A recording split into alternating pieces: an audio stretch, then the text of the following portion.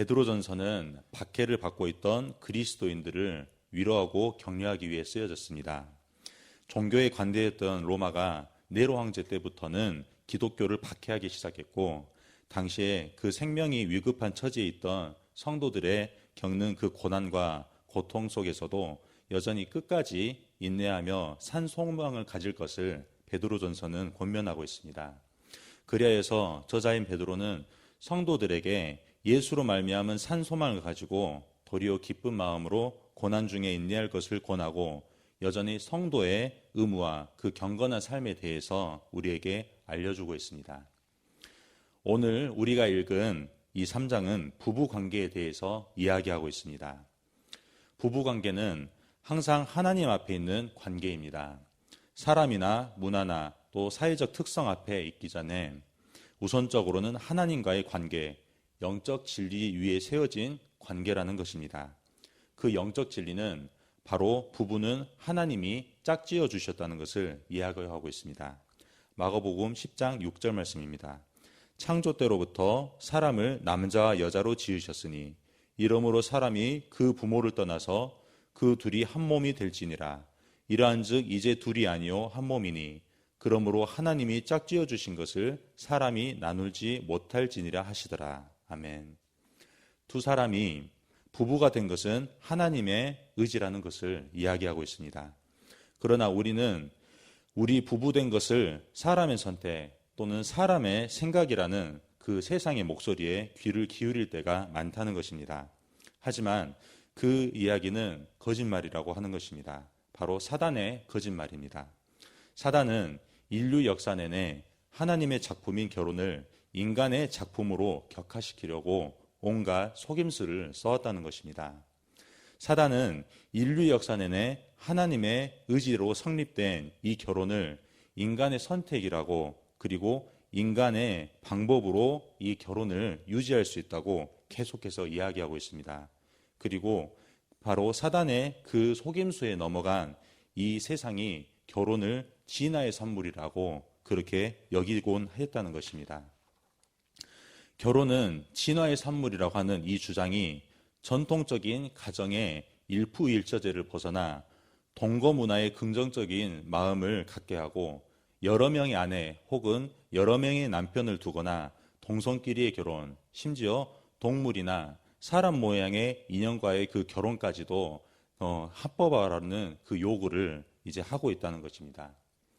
사단의 치밀한 전략과 오랜 활동의 그 결과물인 이 결혼의 타락은 사단을 계속해서 하나님의 그 결혼에 하나님께서 지으신 그 결혼에서부터 멀어지게 하려는 그 사람을 그렇게 부추기고 있다는 것입니다. 사단은 바로 이러한 그 결혼의 타락을 어떻게 조장하냐면 바로 문화를 이렇게 사용하고 있다는 것입니다.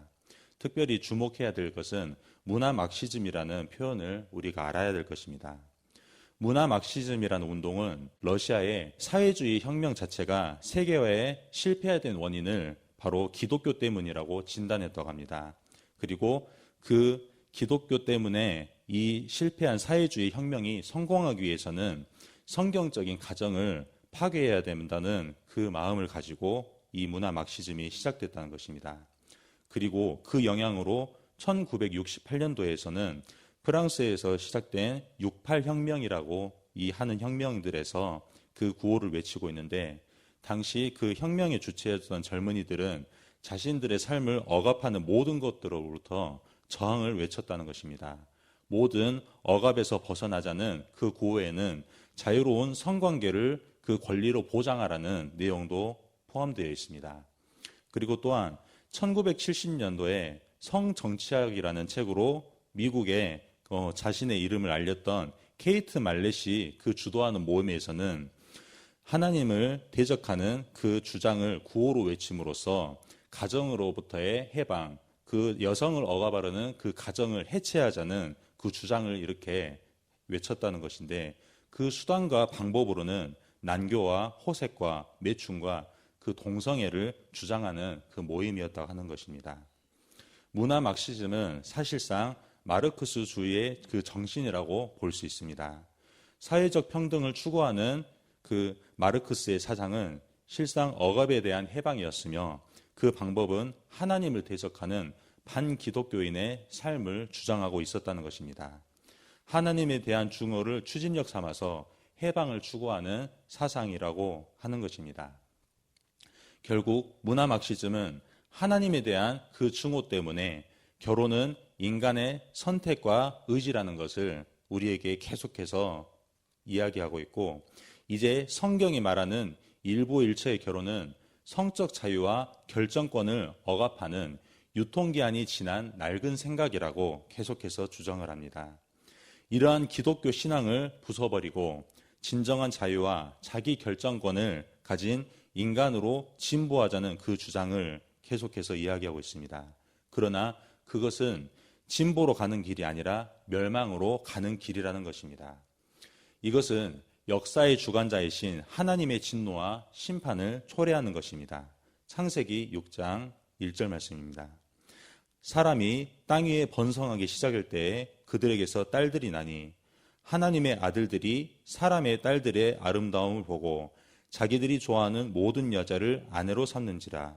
여호와께서 이르시되 나의 영이 영원히 사람과 함께하지 아니하리니. 창세기 6장을 통해 하나님께서는 결혼을 자기 결정권을 따라 하면 망한다는 것을 이야기하시고 있습니다.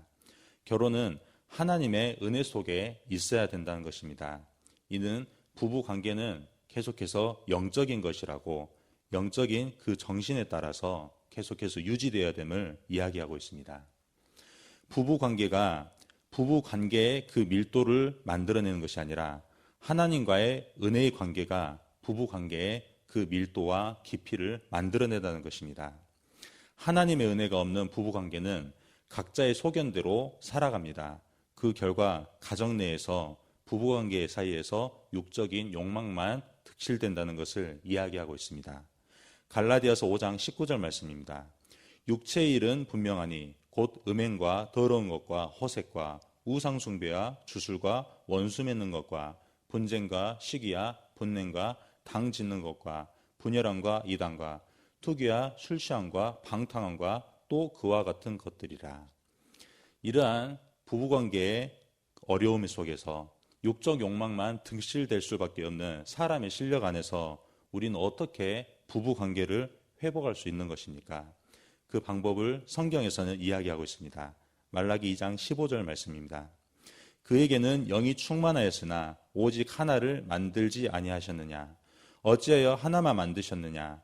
이는 경건한 자손을 얻고자 하심이라. 그러므로 내 심령을 삼가 지켜 어려서 맞이한 아내에게 거짓을 행하지 말지니라. 하나님께서 디자인하시고 설계하신 그 부부관계로 돌아가야 된다는 것을 이야기하고 있습니다. 하나님께서 디자인하시고 그 설계하신 부부관계는 한 남자와 한 여자의 결합인 일부일처라는 것을 이야기하고 있습니다. 하나님께서는 영으로 충만하십니다. 그리고 그 하나님께서는 아담에게 여러 명의 여자를 창조하여 살게 하지 않으시고 오직 한 여자만을 창조하셨다는 것입니다. 그리고 그 여자와의 결혼을 통해서 자녀를 낳고 살아가라고 그렇게 우리를 지으셨다는 것입니다. 그 이유는 하나님의 사람들로 이 세상이 충만해지시기를 원하셨기 때문이라는 것입니다. 그리하여서 남편들은 오직 심령을 삼가 지켜야 하며 아내에게 거짓을 행하지 않고 오직 자신에게 주신 그 배우자와 한몸 되는 일에 전심과 전력을 다 해야 된다는 것을 이야기하고 있습니다. 결혼은 신성하고 신령한 것입니다. 사람의 지혜와 방법대로 그 마르크스주의와 진화론이 근거하여서 사람의 생존에 유리하기 위해서 선택되어진 결혼이 아니라는 것입니다. 이 신성하고 신령한 그 결혼은 하나님의 그 본성에 기인한 것이기 때문입니다. 하나님께서는 우리로 존재하시는 분이십니다. 세 분의 각각 다른 인격의 하나님이 한 몸으로 존재하는 공동체라는 것입니다. 하나님께서는 공동체로 존재하실 때 이 천지를 창조하셨고 또 사람을 지으셨다는 것입니다. 하나님과 예수님과 또 성령님, 그 삼위 하나님께서 일체가 되어서 하나님의 존재 방식을 닮은 인간을 창조하셨다는 것입니다. 생존을 위해서 자신의 실력과 자신의 능력을 구하는 것이 아니라 나와 너 그리고 우리로 살게 하시는 그 공동체로 창조하셨다는 것입니다. 그리고 그 공동체의 그 첫 번째 단추가 바로 부부이고 가정이라는 것을 하나님께서는 알려주고 계십니다. 그리하여서 이 땅을 통치를 우리에게 위임하실 때 가정을 통해서 그 통치에 하나님의 그 명을 우리에게 위임하셨다는 것입니다. 부부는 하나님의 청지기로서 세상을 다스리고 통치하는 가장 기초 단위입니다. 그리고 다스리고 통치하는 명령을 선행하기 이전에 반드시 해야 되는 명령이 있습니다. 그리고 그것들에 대해서도 지켜야 되는 우리의 책임이 있다는 것입니다. 바로 생육하고 번성하여 땅에 가득하여 충만해야지라는 그 출산의 명령을 하나님께서는 하고 계신다는 것입니다. 한 남자와 한 여자가 결혼 안에서 한 몸이 되는, 그리하여서 성적 결합을 통해 출산함으로써 건강한 가정을 이룰 때 하나님께서는 그 가정을 통해 땅을 정복하고 세상을 다스리게 하신다는 그 창조 목적을 우리에게 약속하셨다는 것입니다. 오늘 본문에서도 아브라함과 사라의 이야기가 나옵니다. 6절 말씀, 사라가 아브라함을 주라 칭하여 순종한 것 같이 너희는 선을 행하고 아무 두려운 일에도 놀라지 아니하면 그의 딸이 된 것이니라. 이 말씀을 주실 때에도 하나님께서는 아브라함의 그 언약을 사라를 통해 사라라는 한 여인을 만나게 함으로써 그 가정을 통해서 이루게 하심을 우리에게 기억하게 하고 있습니다. 아브라함에게 모든 민족을 축복하게 그렇게 축복의 말씀을 주셨습니다. 그리고 이 일을 하도록 먼저 큰 민족을 이루는 복을 주신다고 하셨는데 그 복은 오직 사라라는 한 아내를 통해 이루시겠다고 약속하셨다는 것입니다. 이는 부부관계는 모든 민족을 축복하는 근간을 이루는 가장 중요한 영역이 된다는 것을 우리에게 이야기하고 계시는 것입니다. 이 부부관계, 이렇게 하나님께서도 크나큰 그 계획과 소망을 가지고 이루신 이 가정에서의 부부관계를 그러면 이제 우리는 어떻게 지킬 수 있다는 것입니까? 베드로전서 3장 5절 말씀입니다.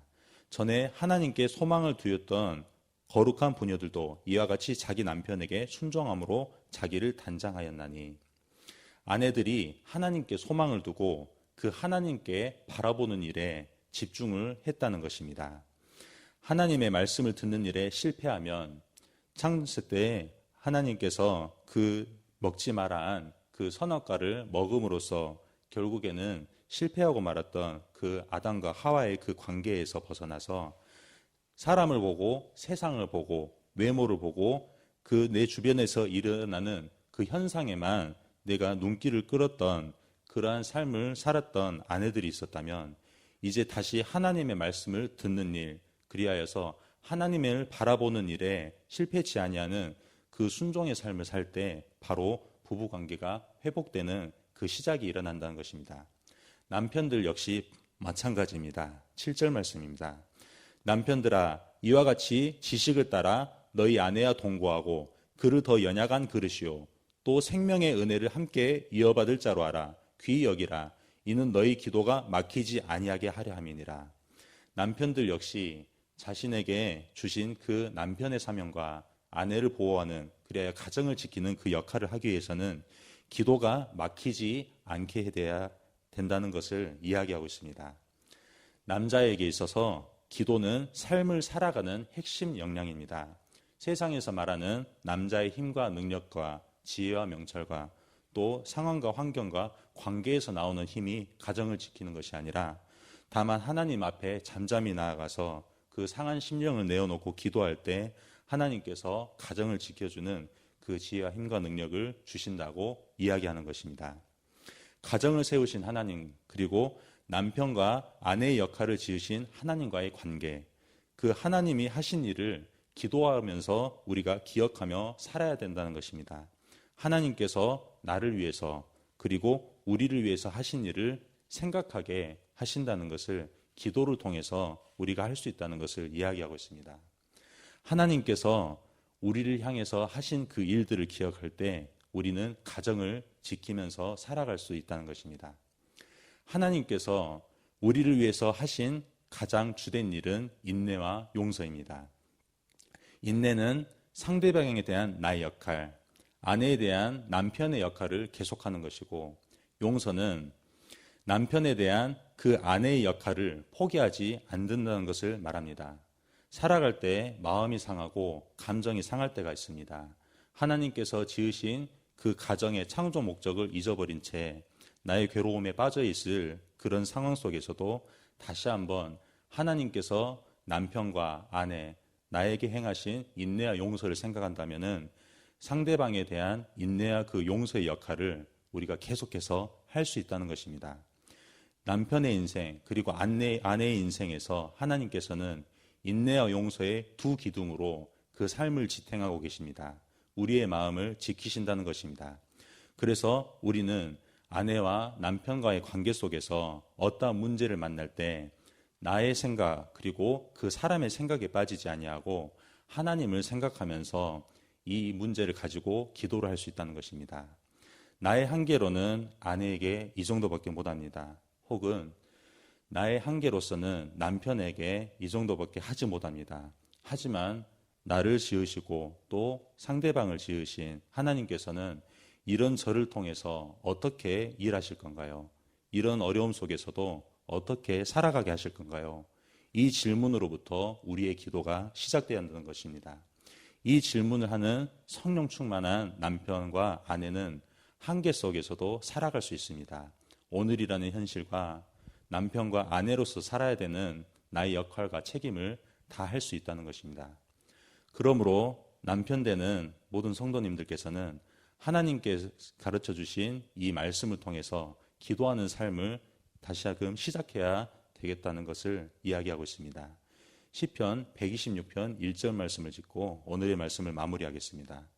여호와께서 시온의 포로를 돌려보내실 때 우리는 꿈꾸는 것 같았도다. 그때 우리 입에는 웃음이 가득하고 우리 혀에는 찬양이 찼었도다. 그때 뭇 나라 가운데서 말하기를 여호와께서 그들을 위하여 큰 일을 행하셨다 하였도다. 여호와께서 우리를 위하여 큰 일을 행하셨으니 우리는 기쁘도다. 여호와여 우리의 포로를 남방 시내들같이 돌려보내소서. 눈물을 흘리며 씨를 뿌리는 자는 기쁨으로 거두리로다. 울며 씨를 뿌리러 나가는 자는 반드시 기쁨으로 그 곡식단을 가지고 돌아오리로다. 아멘. 전쟁터 같은 삶입니다. 그 가정에서의 삶을 지켜내야 되는 남편의 어려움들이 있습니다. 그 삶을 지켜보면서 하나님만 바라봐야 되는 아내의 그 책임감과 무거움이 있습니다. 하지만 그 울며 씨를 뿌리러 나갈 때 비로소 우리는 하나님께서 주신 그 성령의 충만함으로 말미암아 기쁨으로 그 곡식단을 거둬들일 수 있습니다. 그 추수의 열매를 아내와 남편이 함께 나누면서 복된 가정을 이루면서 사시는 모든 분들 다 되시기를 주님의 이름으로 축원합니다. 아멘. 우리 함께 기도하시겠습니다.